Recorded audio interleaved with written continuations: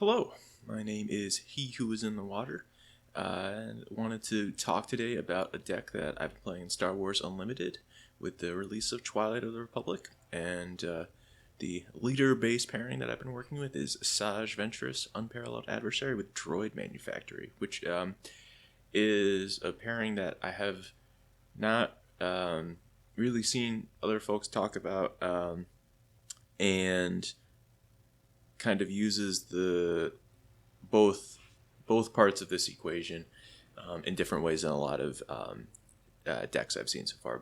Most of the Ventress decks that I've seen have been double yellow, or using aggression and the discard package with like Fallen Lightsaber, or focusing on the, now there are two of them, Underworld package, and being a bit more of an aggressive mid-range deck, very much in the style of like Boba Yellow from last set, which is kind of odd that like that's not the deck that I've like ended up working on the most. But Droid Manufactory is a card that is quite frankly just kind of bad as a base. A 6 less health is a tremendous downside to have for the rather minute upside of getting 2 1/1s when you deploy your leader. But this pairing jumped out to me very quickly as like, hey, let's this is a very quick way to access those droid tokens, and Ventress, with encouraging you to play events, means you can maybe do some fun stuff with those tokens, as opposed to other strategies. Like there's a really cool deck by Random Number Gaming, I believe is the name of the YouTube channel, that uses Droid Manufactory with Padme, and that's like a lot to enable coordinate and having a critical mass of units in play. And that's not, and we're not really doing the same kind of thing here. So it's cool that like Droid Manufactory is a card that gets used in very different ways, but kind of, it just realistically it's just like a bit underpowered for what it does. But it's been a really interesting exercise in deck building, and yeah, so seeing that that base in this leader is like, okay, we can access these tokens early, especially compared to other leaders that flip on 4 or 4 resources. Can I hold up the right number of fingers? It's like we've got Sabine Wren from set 1, which like if I'm just building Sabine Wren with Droid Manufacturer, I'm just building a worst ECL deck of what exists. So it's like not a super interesting, or I'm very likely building a worse deck than what exists at the moment, so it's not particularly interesting to pursue that.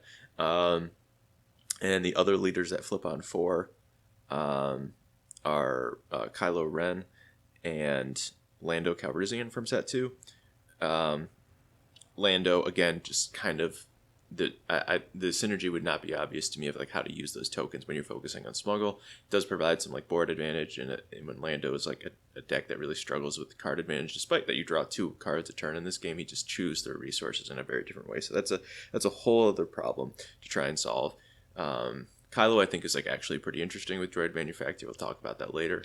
And I guess the other leader that flips on 4 is Nalase, but that's not the Nalase deck building is just its whole other little can of worms that I don't think is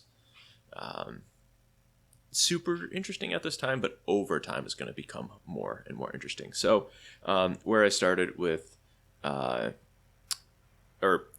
of the story I want to build here with this deck is I've been playing it for like a month or so. I went to 3 weekly events with it and played in those, and so the deck has changed over time, and so I've got a list that I'm like more confident myself in at this time, but I kind of want to walk through the different iterations of the deck, how decisions were made, because this has also been a really fun experience, just kind of stress testing a lot of these new cards from Twilight of the Republic and learning what's good about them, what's bad about them. There's some like valuable lessons in deck building to be learned here, and so I kind of want to share that process. So let's get into it with the first draft of the deck, which, let's see, there we go.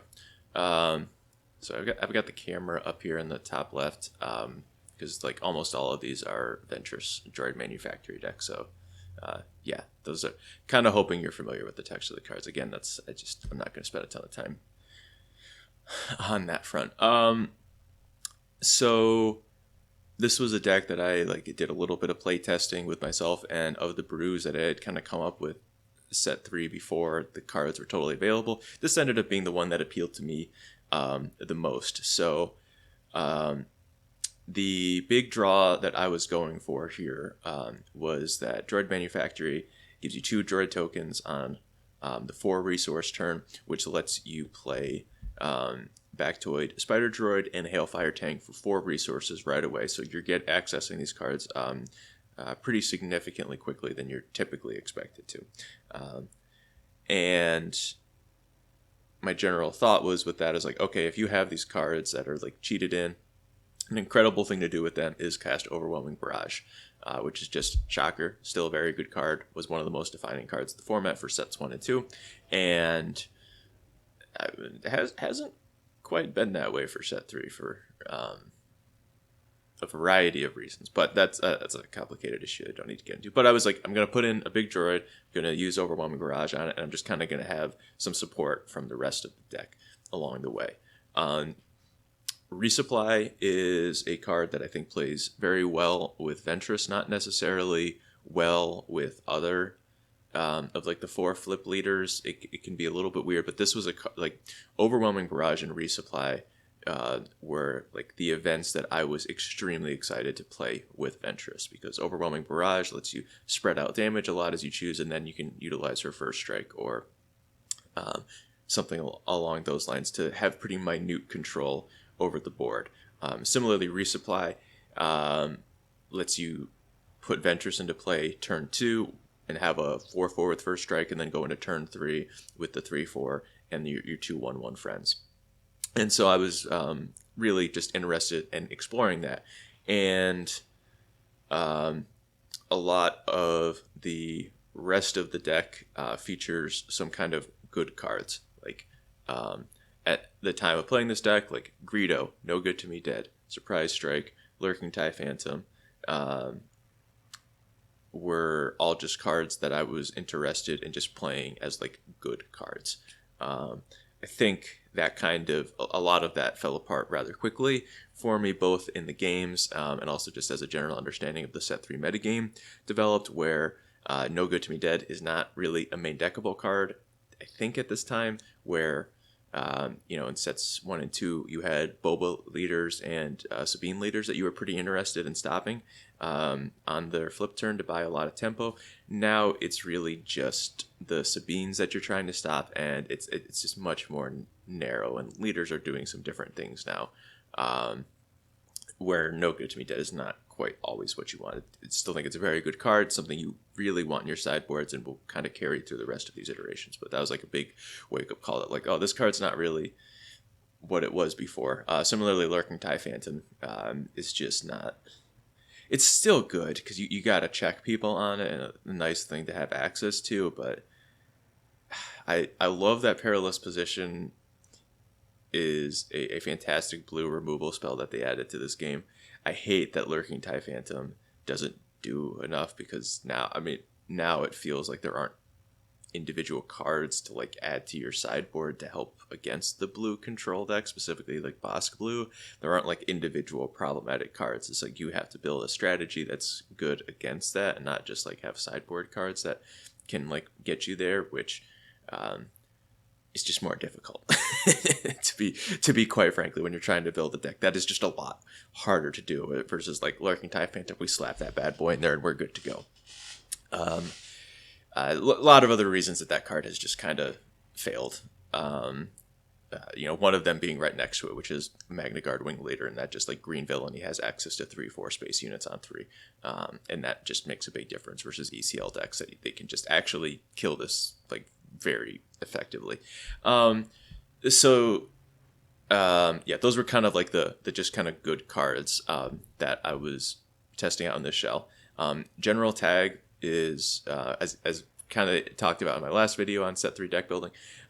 This is just a card that I wanted to have be good, play in decks, and the Droid Manufactory is an excellent pairing for General Tag, because when you're trying to build like these trait synergies in your deck, it can be really difficult, because especially as an aggressive strategy, you want to be focusing on, or you don't want to be purely focused in one arena. You get a lot of equity, or that's not the right word. You get a lot of value out of being able to be aggressive in space or on the ground arena, and particularly troopers, which is a trait that has only ground units. It's difficult to reach that critical density for general tag to be good and have your deck be like a functional deck. But Droid Manufactory solves a lot of those problems because now you've got 2 troopers, just they're there on turn or on the flip turn. And so that means to get a full value general tag, you only need to have 1 other trooper in play, which is way more reasonable and actually something that you're like pretty interested in doing. And there's some like not bad troopers. Specifically, like the best trooper I found in this deck, which is really cool because like a lot of these cards I've learned over time are not great. But what is good is Separatist Commando. This card slaps. It's a 2/3 with Raid 2 if you control another Separatist. We don't have a tremendous amount of Separatists in this deck, but because of our leader and the droid tokens, we do actually have a pretty good shot at just keeping those around. And when this is a 4/3, it's really strong pushing damage. Being a 2/3 just on rate is not good, but there are fewer battlefield Marines messing my business up than I kind of expected in this format. So it lives more often than you'd think, and that's surprised me. Counterpoint, B1 security team dies a lot more than I expected at first, and this card has been, much to my chagrin, an underperformer consistently, but kind of just keeps coming back. I just can't get rid of it. So yeah, there's a lot to talk about this deck here. So like kind of how the pieces come together. This part is just like a little bit convoluted, and there's a lot of moving parts, and as this discussion goes on, it'll get slightly more streamlined. So because I was building a Ventress deck, I was also interested in the pump spells of Breaking In and Surprise Strike, just to have that package of 6 cards, because I think that's a very reasonable card to say, oh, I have a Ventress in play. Here, let me attack with it and have 7 first strike damage with Surprise Strike. Let me have 6 first strike Saboteur damage with Breaking In. And so once I identified that those cards were cards that I was interested in, Incinerator Trooper ends up being an interesting card where I've got access to the pump spells to utilize his first strike, and also it's a trooper for general tag, so like he can pick up a token or an experience token relatively easily, and then that makes him a lot more threatening because it's as a 2/2 he is very weak, but as a 3/3 it's very much a real threat. A few other cards that I was interested in trying on rate here were Magna Guard Wing Leader and Infiltrating Demolisher, and both of those have performed adequately. They were not, amazing. This rider text of attacking with 2 droids and Magna Guard Wing Leader. I've done 3 events here for 5, 4, 3 for 12 matches. I think I've done it like twice. In 12 matches I've activated Wing Leader twice. It's not really what you're playing it for. It's just a 3/4. It is a Separatist though, so that is like a big deal for having a nice curve of Separatist Commando into Magna Guard Wing Leader. Like that's just like, aside from these weird synergies that we're trying to do, that's just a very effective aggressive curve. A few other oddball cards here are Timely Intervention.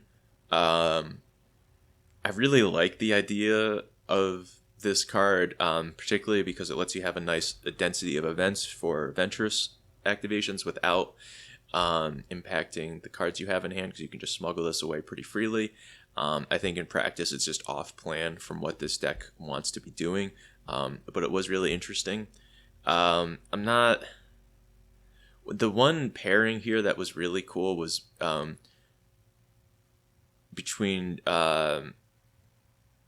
Timely Intervention and Separatist Commando. You could have like a pretty aggressive curve for a lot of games, but it was also nice to just be like, here, for 4 resources, I have a 4/3 with ambush, provided you have a separatist in play.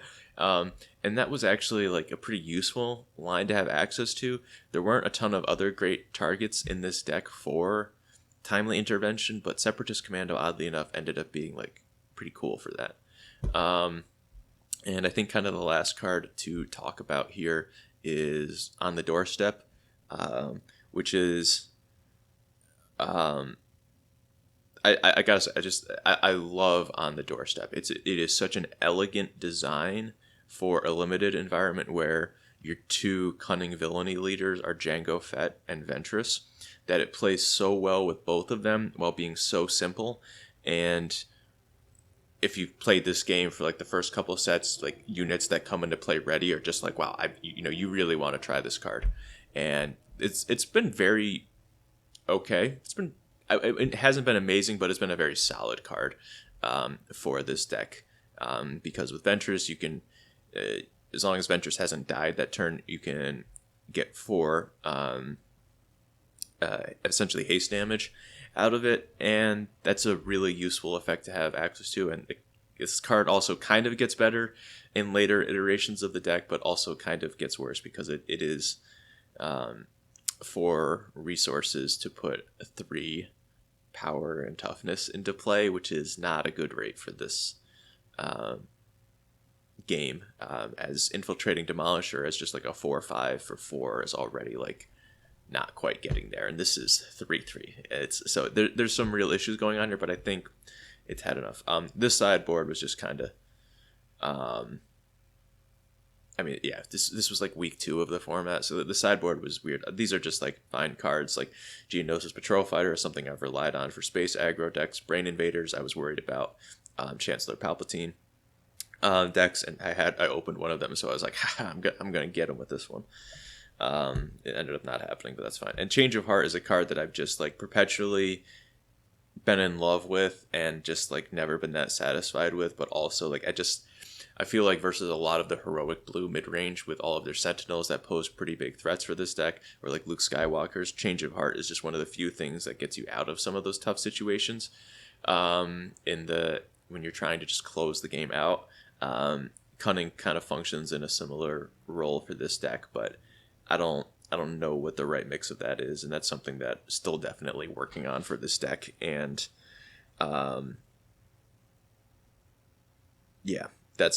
there's a lot of room for improvement in that part of the sideboard and trying to work on that matchup. So the first event I played for this was a Win-A-Box, and I went 2-3 in that event, and learned a lot, which was really helpful. And I was also just like personally proud of like, for a slightly larger event like that, more competitive than like the weekly, it's a slight step up for us. I was pleased to take a deck that was risky and had a lot of new cards and wanted to try and catch people off guard a little bit, and I somewhat failed to do that because an extremely popular card or leader coming out of set 3 was Quinlan Voss. And is Quinlan Voss bad for this deck?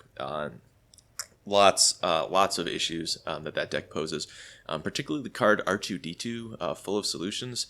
That one's really bad because it trades very aggressively with all of our units and then just lives everything. Even worse than like a Crafty Smuggler or L3 is for this deck to deal with. And So Quinlan Voss was tough, and then also just like the now there are 2 of them shenanigans that a lot of those force mid-range decks were getting up to. It was just very difficult for this to fight through, but I was also immensely satisfied that like a lot of the linear token plan came together pretty well in the games that I did win.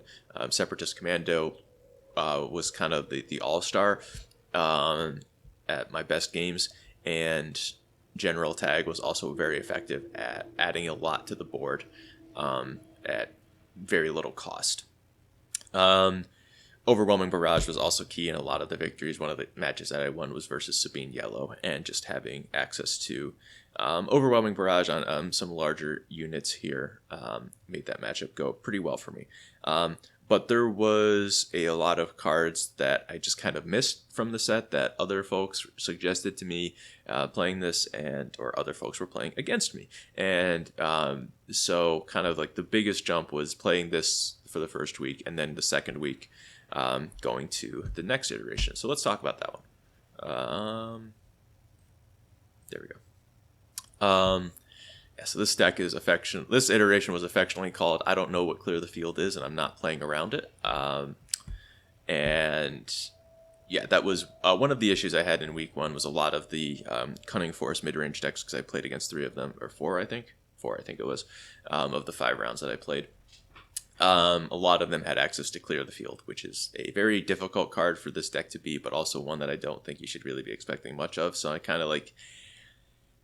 It's also just like not that easy to beat because it's so cheap, and like they're just spend it on something else, and like trying to Bazine it, which is kind of the sideboard card that I used or came up with as a solution to that. It's not really a particularly good solution in the grand scheme of things. But yeah, so this moving to this deck this iteration was just a big step up in quality. So cards that I missed that were just incredible for this deck. Droid Commando was played against me, and that card solves a lot of problems in the 3-drop slot being a little bit weak in this deck. And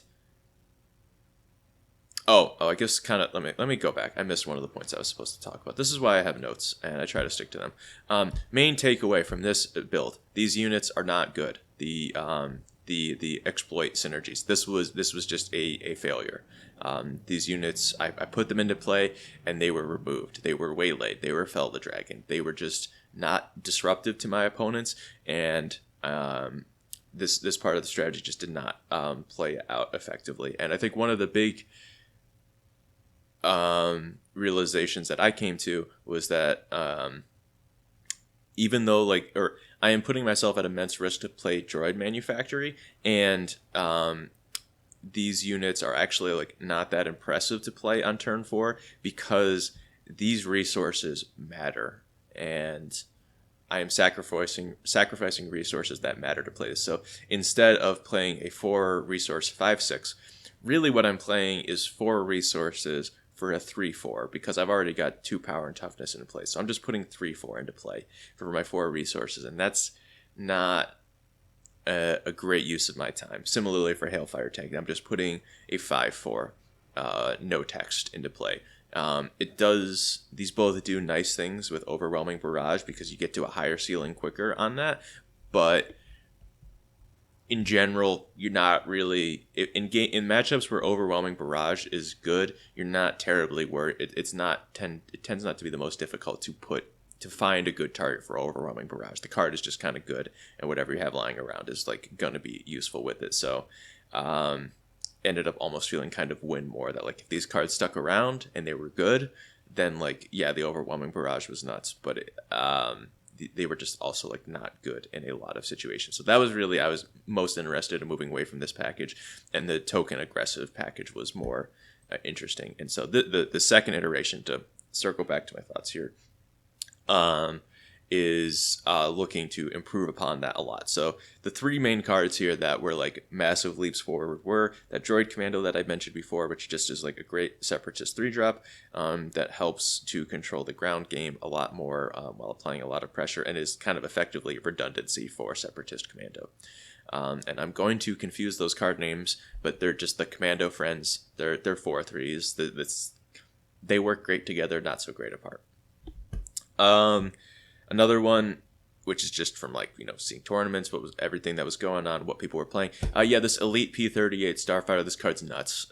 This is potentially, no, it's not the best card in the deck, but it's top 3 cards in the deck. This is just insane interaction for 3 resources on a stat line that you're somewhat interested in playing anyway. It is very difficult for your opponent to play around this card in such a way where that 1 damage as you choose does not come up in a certain way, and it does a lot of heavy lifting in letting us getting away with playing some worse quality 2-drops in our deck to enable our synergies. Battlefield Marine is a card that I talked about before that just like squares up incredibly well into it, something like Separatist Commando, and with Elite P38 you can like get blown out by that, but make your trade and then still be progressing your board at a reasonable pace. And that's just really important when you're playing real games and your opponent's interacting with you. This just becomes incredibly useful. And the other great token payoff that I did not think about before, which ended up being great, just hearing other people talk about it, is Clone Commander Cody. And this card's awesome for this deck. It is very vulnerable as a 5-costed 4/4, but you do have some nut draws with this deck where now you can go like turn 2 resupply, turn 3 Cody, and now your Ventress and Droid tokens are attacking for a bunch in addition to whatever 1 or 2-drop you played on turn 1. And that accessing that kind of nut draw is just really important, and is kind of like redundancy for general tag, so that now you have like 6 effects that like once you flipped and put your tokens into play, you're really going to start to get into beating down. So, and if you get to draw both of them and your opponent doesn't interact favorably with either of them, those are the games that this deck does like actually look impressive and feel like a real strategy. Some other kind of quality of life includes our Hotshot Blaster, as I moved away from the breaking in. I still kept in Surprise Strike for this build. And Waylay. Waylay is probably the best card in this deck. It just solves a lot of the problems that you are not good at solving. Particularly Sentinels. And big Sentinels are very good versus these tokens strategies. So Waylay is most effective at delaying those for a turn. Hopefully at some tempo advantage in terms of resources as well. So for this one, I'm playing Surprise Strike, but as we'll see that I come to later, kind of that similar thinking of Sentinels being a tremendous issue. Breaking in is largely the 2-cost pump spell that you probably want to be most interested in for this deck, but Surprise Strike certainly has its merits, and I also like Hotshot a lot just because we are trying to set up some synergies, so it is kind of nice to just know that like, all right, you're just going to resource this all the time in the same way that any resupply that you draw after turn 2, it's like that's just getting resourced. I do approach like a density here of cards like that are just always getting resourced past turn 3, where things get a little bit problematic. I'm not sure if that's just some particular run bads that I had in games, but there was one game where I drew Hotshot Resupply and then Hotshot Resupply back-to-back turns on like 5 and 6, and I just died horrifically as a result. So I don't know if that's like kind of cherry picking that data, or if that's like something that I actually like do need to be really concerned about. And in the future we kind of try to address that, but it gets that's a tough part when you're building like a synergy aggro deck. And ramp spells are kind of a weird inclusion for a synergy aggro deck and resupply here, but again, just kind of a cool facet of this deck. Like resupply aggro is not really a common strategy for this game. Certainly something I loved in Magic the Gathering. Side note there, when Pioneer was like added to Magic the Gathering, I remember fondly grinding out leagues of the mono green Collected Company deck, where you just had like a bunch of elves, or the 1-mana elves, Collected Company, and then like Steel Leaf Champion, Ronus, and cards like that. That was just a really fun deck, and like a Llanowar Elf aggro deck was just a really cool experience. I enjoyed that one a lot, and so I think this deck, particularly with resupply, echoes that a little bit, which is just kind of a fun callback. Other cards that I was trying here, Coruscant Guard was another trooper that I just kind of found while scouring lists and realizing that I could be a little less all in on Separatists, and that this is you do have some more leeway, but like troopers, you do kind of need to have the density for tag, but separatists in terms of like turning on separatist commando and droid commando. You don't actually need as many as like previously thought, especially in your top end. Similarly, clone commander Cody's like, you're not playing this for now because it's a trooper, but like it is, you know, I put a counter on it once. I put an experience token on it once, so it does kind of come up. It's nice to have, but not something that makes or breaks. If this was just Republic clone, I think you would still probably play it for this deck. One card I did try in interest of separatist density, but wanting to get away from the pain of having my B1 security team pinged all the time, is Lux Bonteri. I was also kind of thinking, you know, from the previous set too, that like Han 2 blue would continue to be a deck in the metagame. It hasn't. And kind of weirdly enough that like not too many decks are cheating on resources in the way that Lux Bonteri cares about. So I think if decks emerge like that, he's going to be a really cool pivot for your 2-drop slot. But for right now, I don't think he's where you want to be. But he's a fine card. But having your 2-drop not be a trooper is like actually a bit more obnoxious for this deck, because there are a lot of the turns that you try to build up are like, you know, or game sequences that you build up is like you play your 2-drop on turn 1, it gets like your turn 1 and 2 plays very frequently get interacted with by your opponent, and then they die. So it's nice to have your 2-drops all be troopers, because then on the flip turn with Ventress, you go like play a trooper, flip Ventress, get to the 2 battle droid tokens, and then get your full value tag for 2 resources right there. And so having your 2-drops not be troopers is costly, not just because you're not getting a full value tag, but it plays so that's how you're really maximizing tag, I guess. Nameless Valor is the other new inclusion here, I believe, and man, I want this card to be good. It's very cool. It's very pretty art. I love the art on this card a lot too. And it requires to have token units, which right now our only token generators are the Droid Manufactory and these on the doorsteps. But I found it okay in this role. It's not amazing, but it does do okay at like pumping up your droid tokens. So and Infiltrating Demolisher I was getting a little bit less pleased with, especially finding like Elite P38 and Droid Commando is like juicing up that part of the curve and being like, wow, these cards are great in testing and they're playing great. Infiltrating Demolisher just kind of filled a less important niche, so we went down to 2 copies of that. So despite feeling like this was a big push forward for the deck, this one went 2-2, and one of those wins was my opponent conceding as we were approaching time. So like I did not prompt a concession, did not do that, but he was just very much not interested in playing timed rounds, which I get and appreciate. So this was I felt like this was a huge leap forward in card quality, but it didn't exactly pan out for that tournament. But this is very close to kind of like the later iterations of the deck. So let's go on to the 3rd iteration. Flip through my notes here.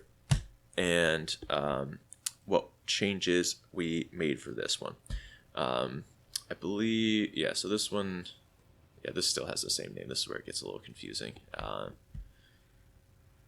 So here I have kind of trimmed the fat on some stuff. You will notice that Infiltrating Demolisher is gone and Lux Bonteri is gone. I am back on the full set of B1 security team. I complain about this card so much, but it is also just the density of what you need, and it's really not great as a turn 1 play, but for these situations that I've described before on like turn 3 where you go 2-drop, deploy, tag, it is really nice for those scenarios. And even just on the later turns in the game, just having a 2-drop Sentinel that disrupts your opponent's play and lets you get in an extra attack or 2 is actually quite useful. Just kind of accepting my fate with that one. Another space unit that I had been kind of thinking about before, I'm still like on this card is Confederate Courier. It is a separatist, which allows for a nice curve into Droid Commando. It provides an additional token for Nameless Valor, which is a card I wanted to continue to test, and so moved up to 3 copies because I was sometimes impressed with it. And so this is like potentially an additional token, and is also just kind of effective into some removal heavy decks, as well as just curving better versus space decks. And doesn't allow for like a super aggressive space curve in this deck, but you do have like a better means to contest that arena. Particularly like if you have your curve of Confederate Courier into Elite P-38 Starfighter, you can actually you can kill an A-Wing, or deal 2 damage to an A-Wing, get your token left over, use the P-38 ping to finish off the A-Wing, and now you've got a 3/2 in space and a 1/1 on the ground.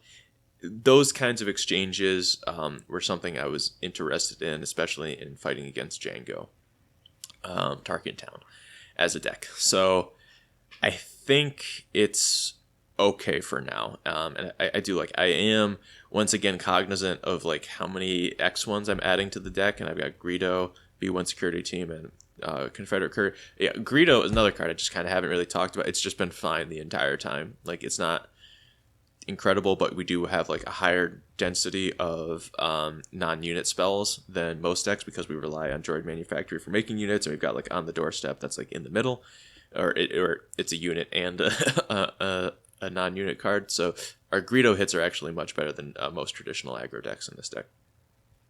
So it's just been a very solid performer throughout this deck's lifespan. So Nameless Valor at 3 copies, Confederate Courier at 3 copies were kind of the big changes.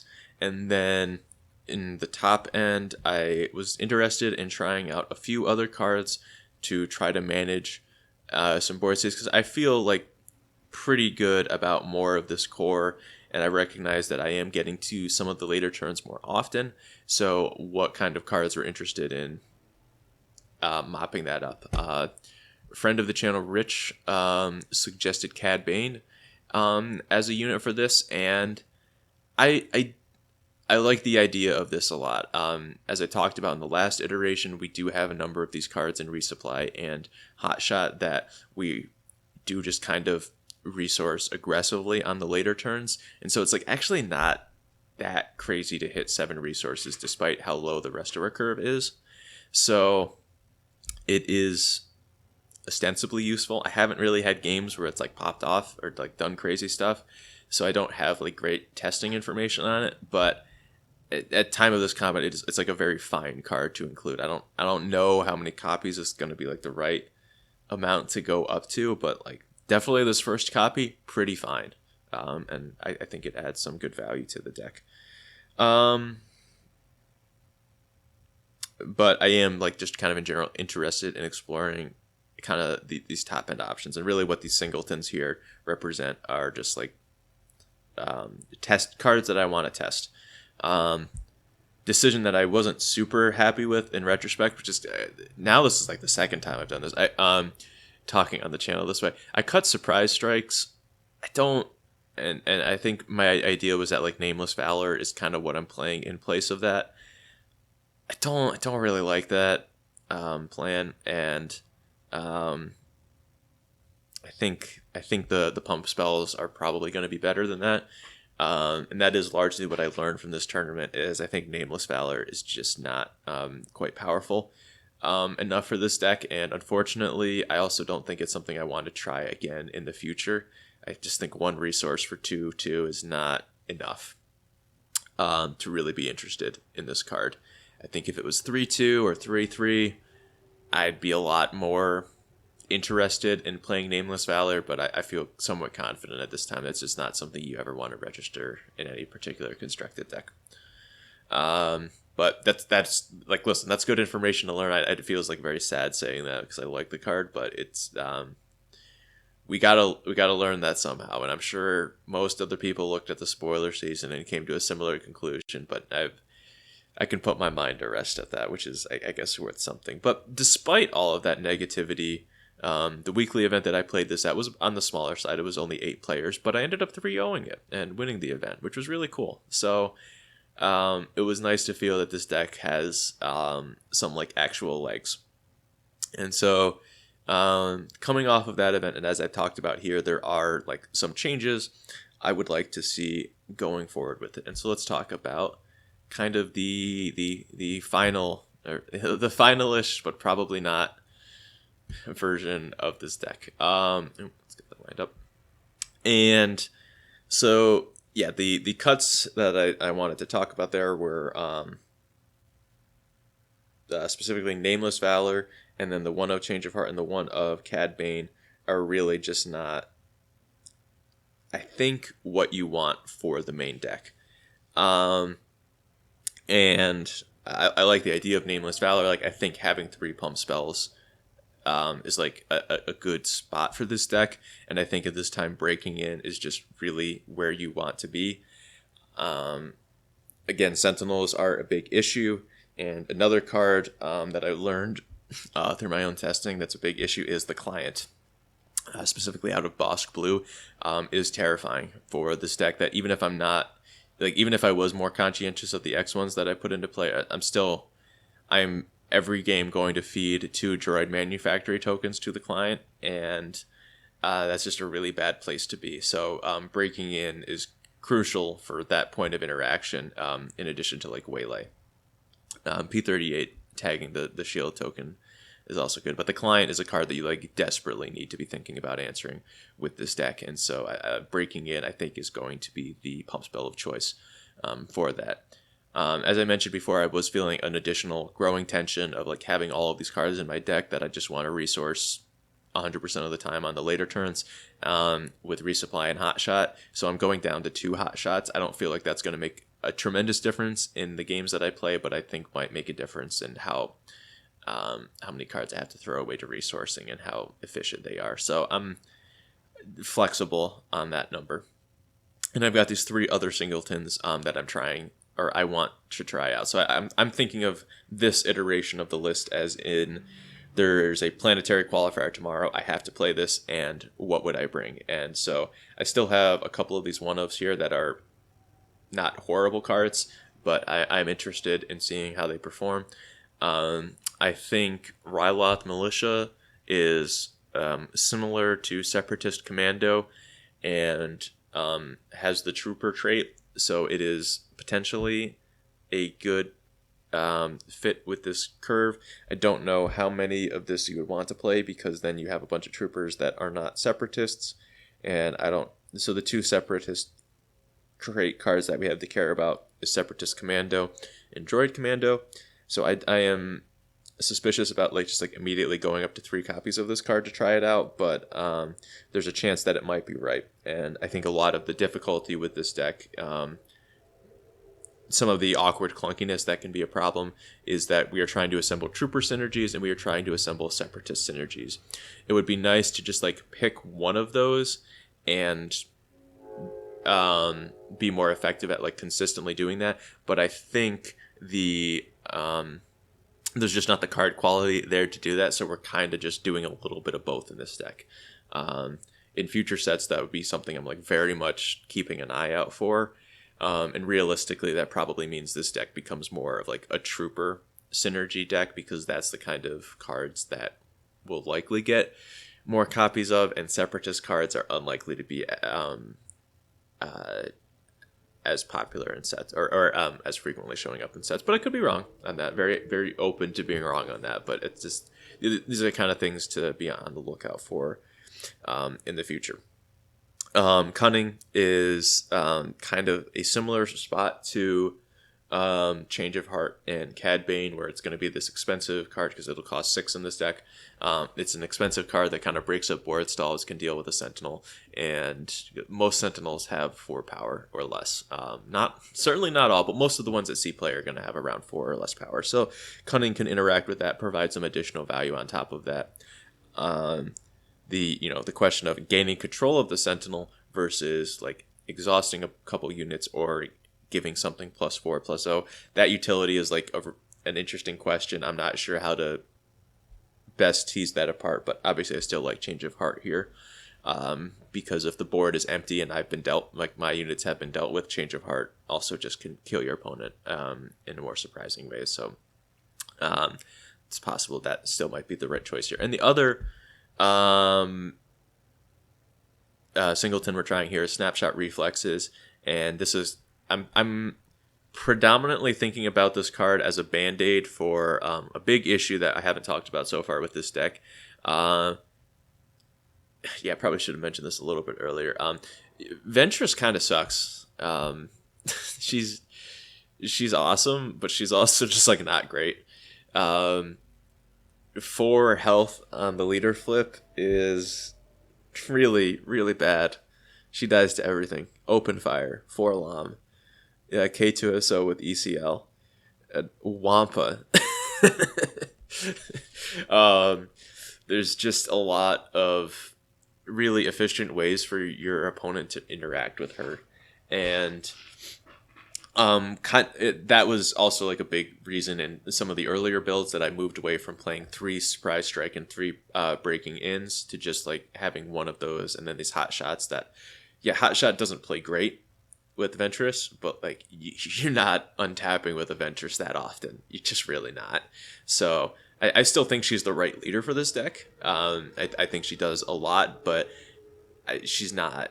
She is no Sabine. She is no good great aggro leader. She's just fine. But flipping on 4 is still like an incredible thing. And you will have games where you go like turn 2 resupply and just like you get 4 first strike damage and just murder a larger unit that they played on turn 2 for free. And like she does have her moments, but she is not a reliable leader. Maybe that's a better way to articulate what I'm getting at. She is not reliable, and so you don't want to build your deck in a way that's just like these cards are only good when you have Ventress in play.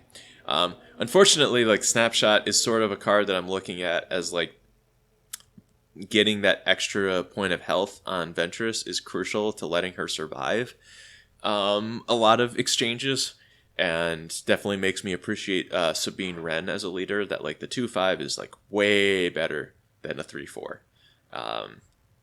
in this game. So Snapshot is kind of a way to mitigate that without being action or resource intensive. Like I don't really want to be playing too many upgrades just to try and save Ventress, because it also feels like a pipe dream. But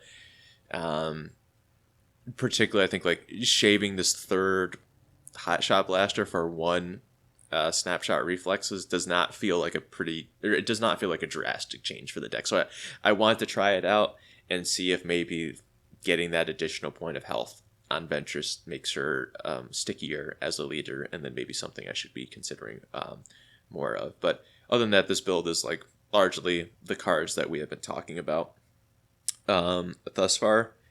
So in the finals of the last week that I played this, I played versus Mark playing his favorite deck that he's been playing since set 1, which is intro deck Luke Command. Yeah, it's a really cool deck.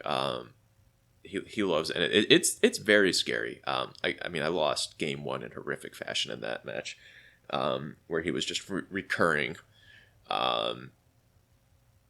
Village Protectors with Home 1. There we go. I got the card names out there. He was recurring Village Protectors with Home Run, and that was just an absolute nightmare for this deck to fight through.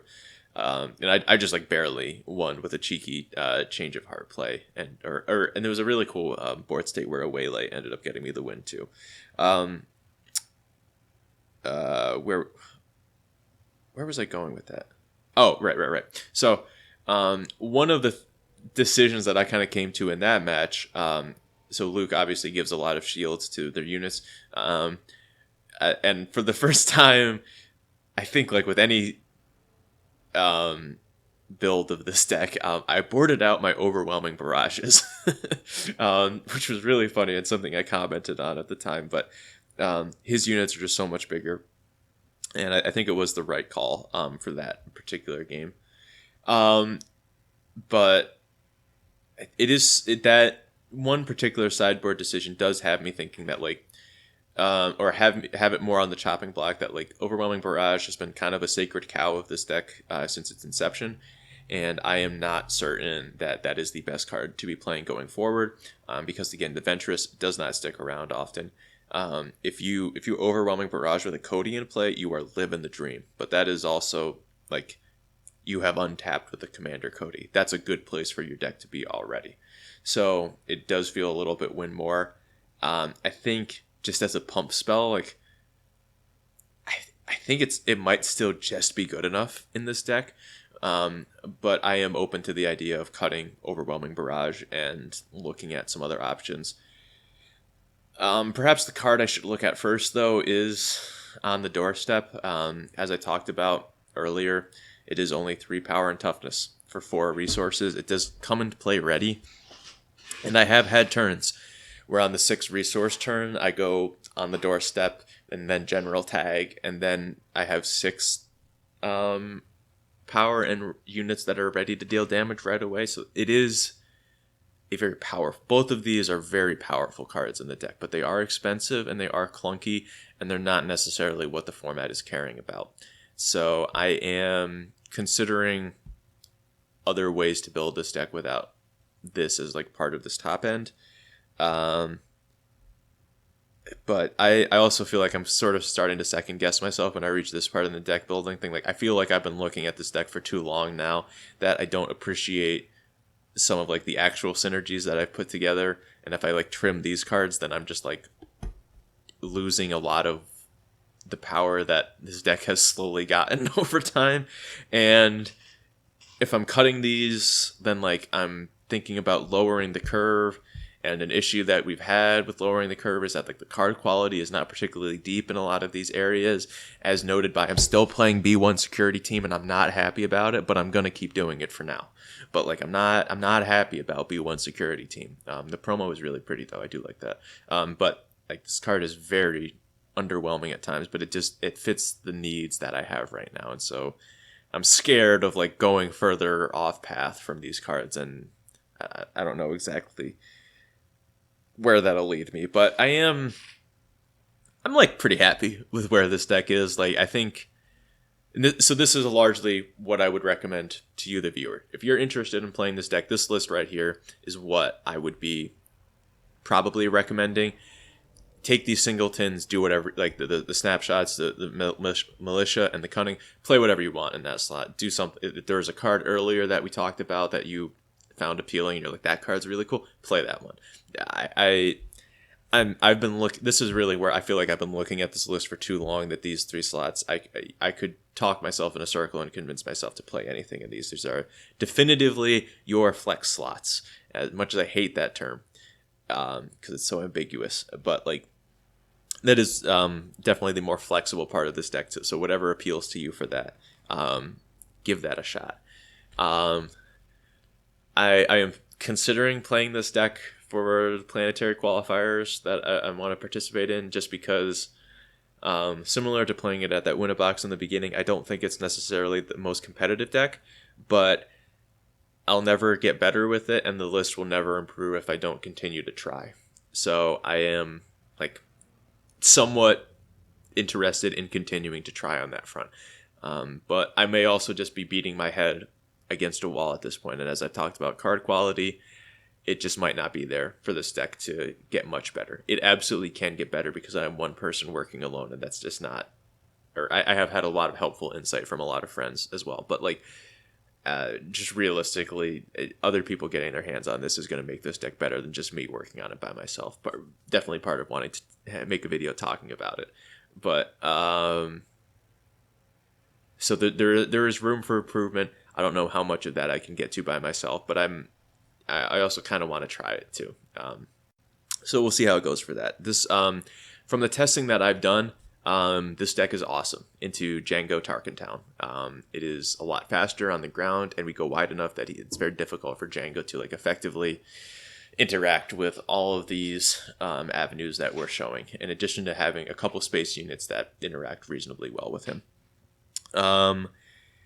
This deck is okay versus Bosk Blue. The client is an individually problematic card, but you also get to punish their strategy pretty effectively sometimes. Like if you get a resupply into some early tokens, their edict effects become really inefficient at managing the board. If they get to Snoke, you will die. This deck cannot beat a Snoke on board. I have made no effort whatsoever to try and beat a Snoke other than Change of Heart. That's it. Like, and that might even be too much. Bazine might be appropriate to come into for those matchups, but I'm not entirely certain about that. Well, I mean, it probably is. It probably is right to play Bazine. The card's really good. The card's really good. But I'm not playing it with the conceit of like getting to turn 8 and just like dodging all their sweepers. This deck is going underneath the sweepers. I found this deck to be pretty bad versus the Quinlan mid-range decks. I think there could be a world where you solve some of these issues. But as it stands right now, I think the Quinlan matchup's pretty bad.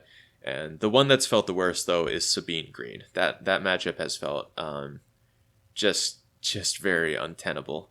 ECL is just a very useful tool for squelching aggro decks like this, because the Sabine player gets to pick and choose where she wants to engage with you, and that's just a lot of granularity. That's not the right word. They have a lot of precise control over the tempo of the game as a result of having ECL, so they can just control the game better. And cards like Wing Leader become kind of difficult for us to deal with. A particularly large unit, like we've got the one way or the set of waylays, but like if they Wing Leader a Battlefield Marine and just start chomping away at our units, like we're not going to put enough power and toughness in play to compete with that, and the Sabine that comes out. So it feels difficult to me, and I would estimate it probably like 80-20 in favor of Sabine, if not more, because also like we have Commander Cody as like great top end. They can just play a record. Like, they don't even have to ECL the record. They can just play the record, kill the Cody, and now they have this 7/6 that's going to murder us. It's just not... There's so many issues going on there, and our overwhelming barrages are good, but not quite good enough for that matchup. So I'm not... if you want to win your PQ, I would not recommend playing this deck. If you want to have fun at a local and maybe go 3 or 4-0, I think this deck can do it, because it is reasonably consistent. I think finding Cody or the redundancy of Cody and General Tag for having this go wide token plan is very real, and you can catch people off guard for sure that don't understand what's going on, or if they have too much spot removal.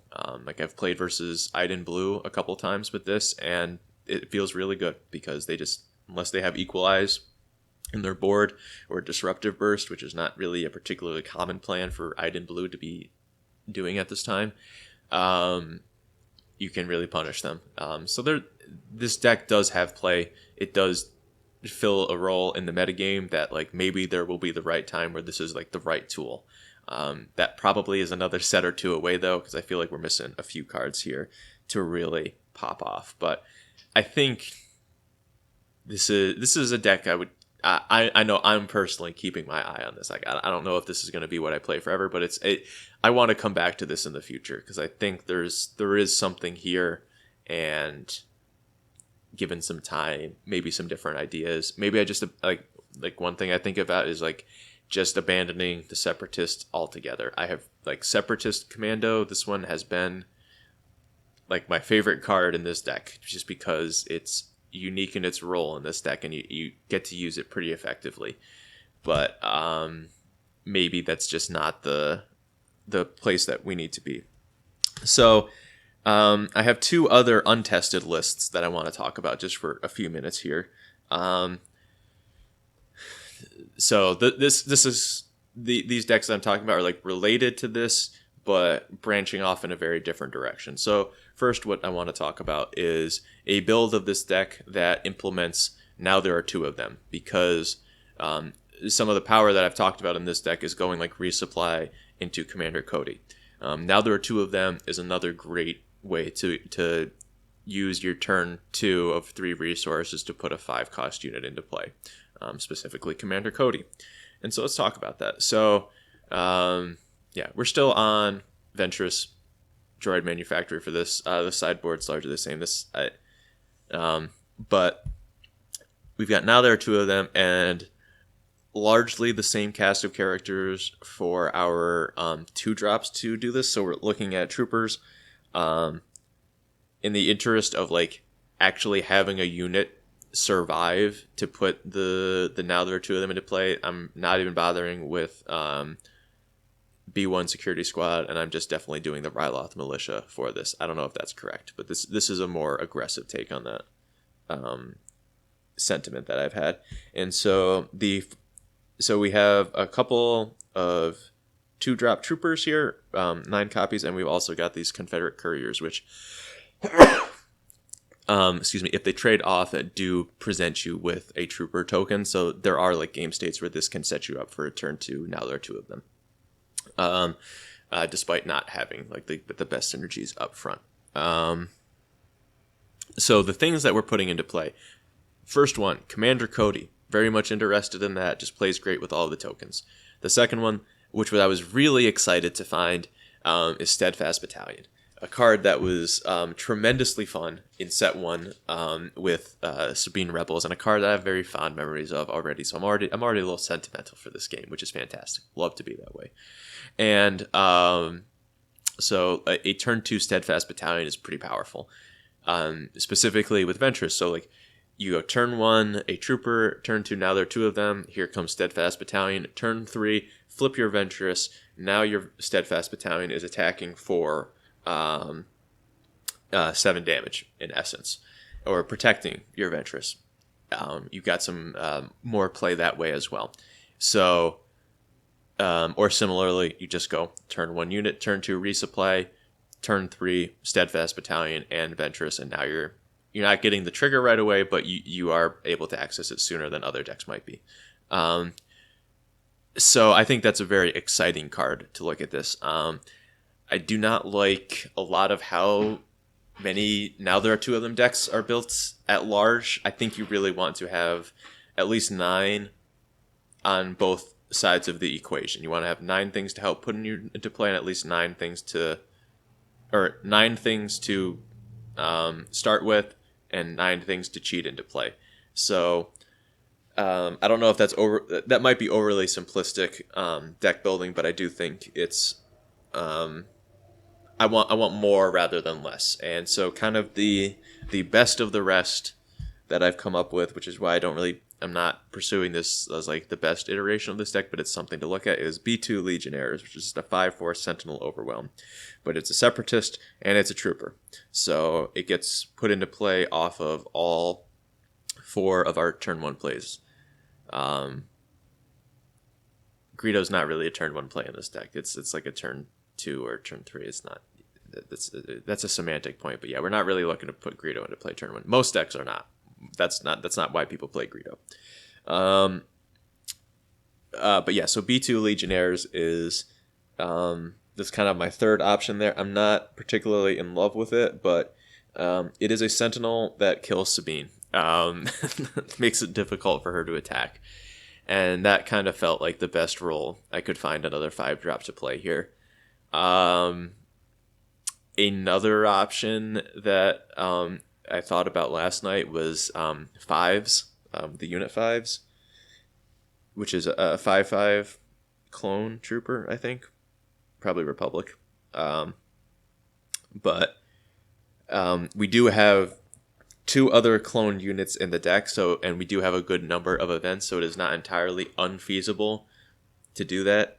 I do not think you can ever expect to trigger that ability of 5s, but it might just be okay as a 5/5 for 5.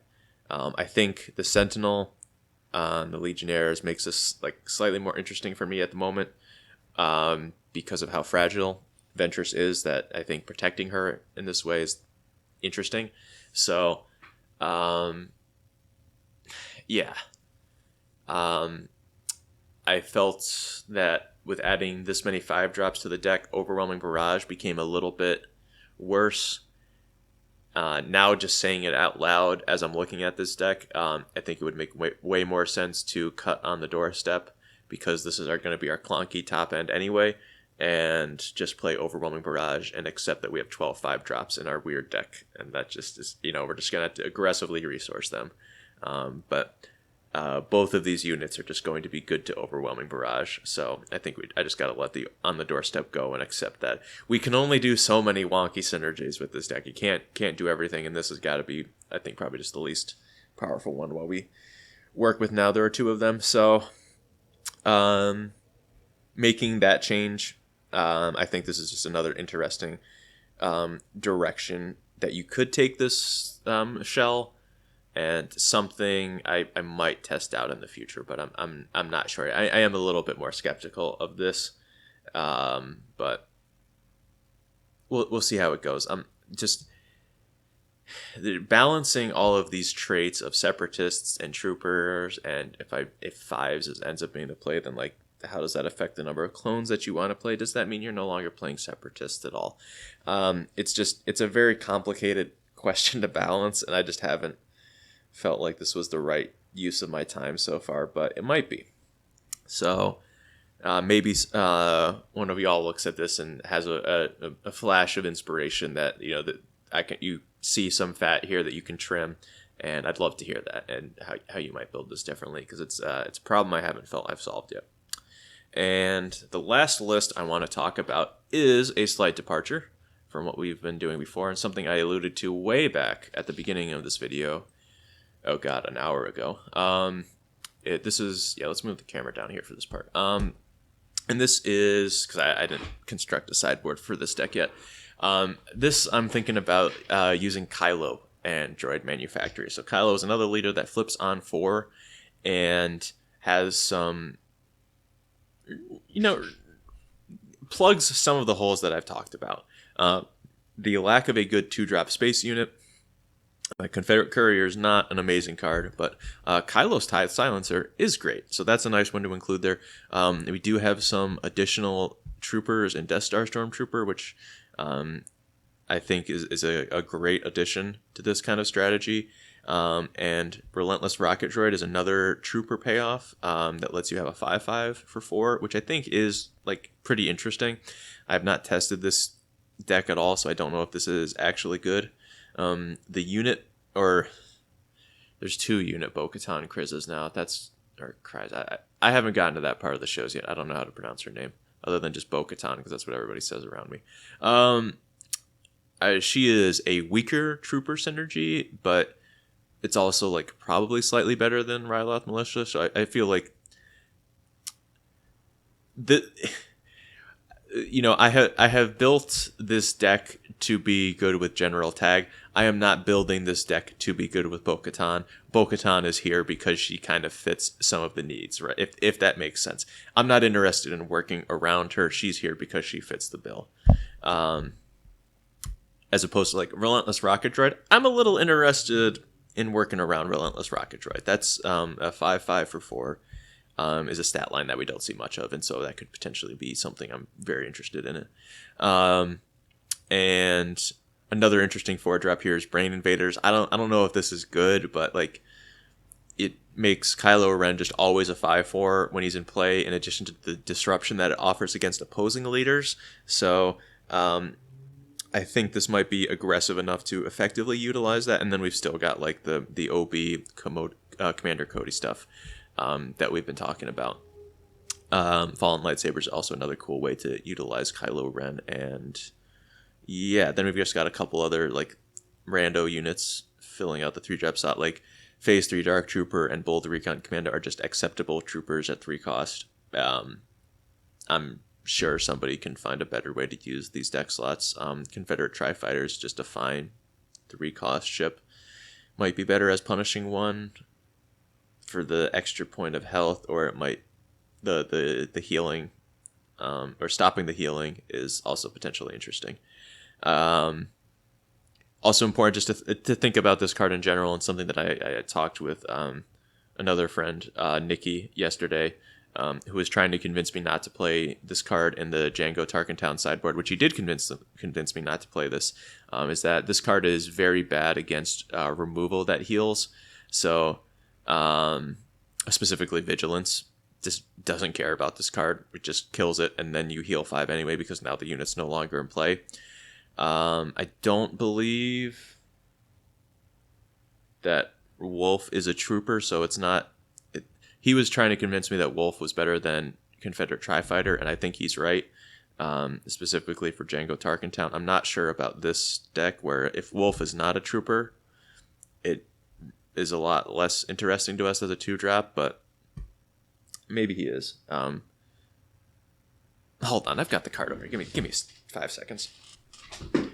Okay. All right. Wolf is a fringe clone, so he's not something I'm terribly interested in for this deck, although it's fine. Like maybe he just gets it in anyway, as in the same way that we're playing Kylo's TIE Silencer and stuff like that. So I don't know. I'm interested in trying that one out for the short term, but yeah. So I think I would not necessarily, again, I wouldn't recommend this list for a PQ, but if you were to go and play a weekly with this, I think you'd have fun, and I'd love to hear how it works for you, because maybe this is a fun way to take the deck, and that maybe these yellow cards that I've been playing are just secretly been holding me back the whole time. So